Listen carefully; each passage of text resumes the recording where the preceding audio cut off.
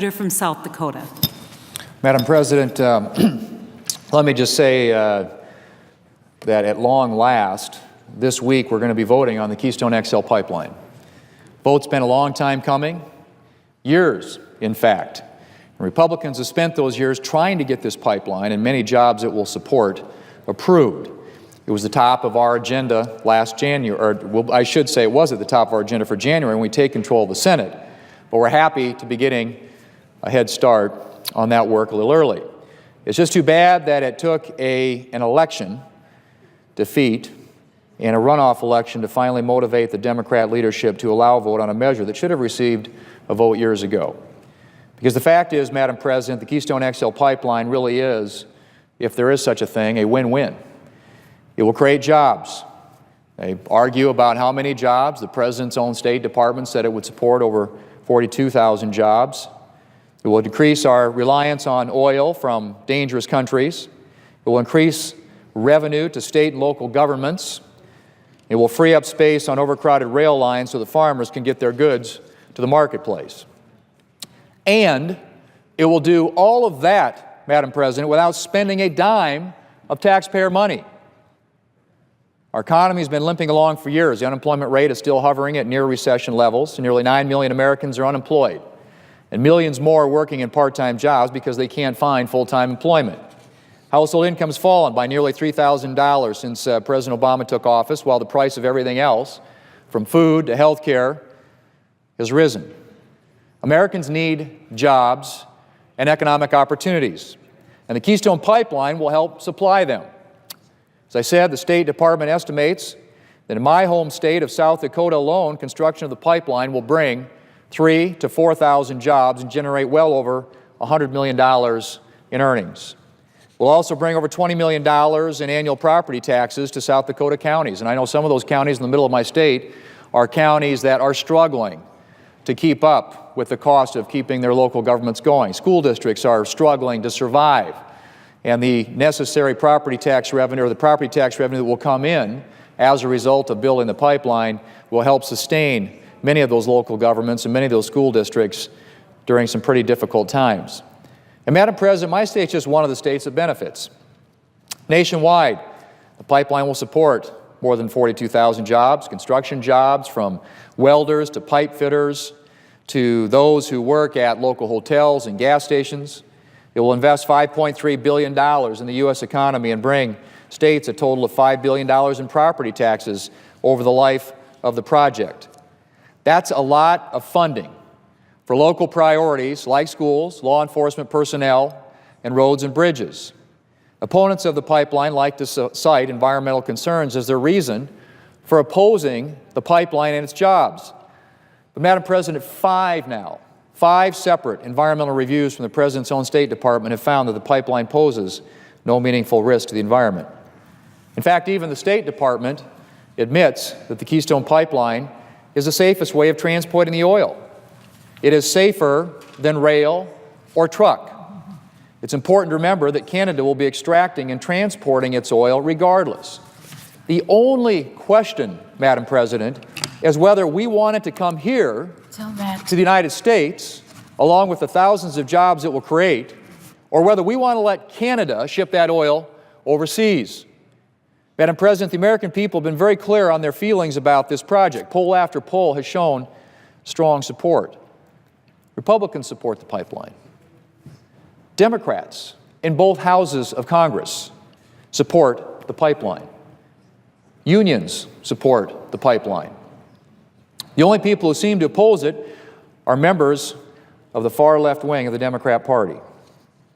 And the reason we haven't had a vote in the Senate is not because of a majority of senators don't support the project, it's because the Senate Democrat leadership refused to hold a vote despite having support from their side of the aisle. So while it's unfortunate, Madam President, that it took the Democrat leadership this long to come around, I'm glad we're finally here. And I hope that the Senate will finally approve the pipeline. And if this bill passes today, it will have one final hurdle to clear, and that's the President of the United States. And I very much hope that he will listen to the voices of American workers and the bipartisan majorities here in the Congress. Given his recent comments, I'm skeptical. The President has demonstrated a disturbing commitment to holding the American economy hostage to the priorities of the far left wing of his party. Take his recent energy agreement with China, which would force American companies to implement costly new measures while China gets to do nothing. On the national energy tax that the President unveiled back in June, will put tens of thousands, if not hundreds of thousands, of American workers out of a job and devastate entire communities. Madam President, if the pipeline's economic benefits, the support of the American people, and five successful environmental reviews haven't yet convinced the President to approve this project, I'm concerned that this vote probably isn't going to help. But I hope I'm wrong. By signing this bill, the President could send a powerful message about his willingness to work with Congress, and he could show the American people that he really heard their demands for change in Washington and that their economic priorities will be addressed. Madam President, I'm sorry that American workers have had to wait years for this project, because let's not forget, they're the ones who have been hurt the most by the administration's refusal to approve the pipeline. But I hope today marks the end of their waiting. And I hope that it marks the beginning of a new era here in the United States Senate. When Republicans take over in January, bills like Keystone will be the order of the day. We'll take up jobs bills that passed the House with bipartisan support but have been waiting for a vote in the Democrat leader's Senate. We'll take up legislation to create economic growth here at home by opening new markets for American agriculture and manufacturing overseas. We'll repeal the medical device tax, which is opposed by members of both parties, thanks to the fact that it is eliminating thousands of jobs in the medical device industry. And that, Madam President, is just to start. And I hope that just like they did today, Democrats will work with us on these bills and more to create jobs and economic opportunities for the American people. Because as the people of this country, that we ought to be doing everything we can to help and to support. Madam President, I can tell you, the people in the Midwest, in the heartland that I represent, already spend, if they make $50,000 a year, 20% of their income on energy, either fuel or electricity. And all these proposals, the national energy tax, the deal with China, continue to drive up the cost of energy and make it more difficult and more expensive for middle-income families who are increasingly squeezed by these policies. And I just want to close, Madam President, by quoting from a letter that the leaders received from the National Council of Farmer Cooperatives, in which they urge Congress to support legislation to approve the Keystone XL pipeline. And this is what they say: the Keystone XL pipeline is part of a long-term solution to alleviating the transportation pressures many in agriculture have faced. This year, farmers around the country experienced some of the largest harvests they've seen in generations. For some, their successful year has come to an alarming halt when trying to sell and transport their crop. Farmer cooperatives in the upper Midwest are facing major delays in getting their farmers' grain to market due to the sustained shortage, of rail equipment resulting from the increased use of rail to transport crude oil. The Keystone pipeline will ultimately free up locomotives and track to move more grain to market and improve our ability to handle year after year record harvests.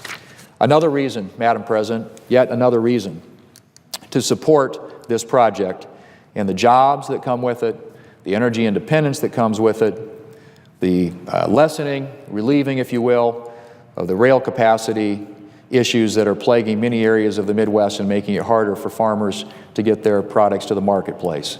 This is a project, Madam President, that is a win-win, and I hope that when the vote comes later today that we will have not just a majority of United States senators, but the 60 votes that are necessary to move this to the President's desk. Madam President, I yield the floor.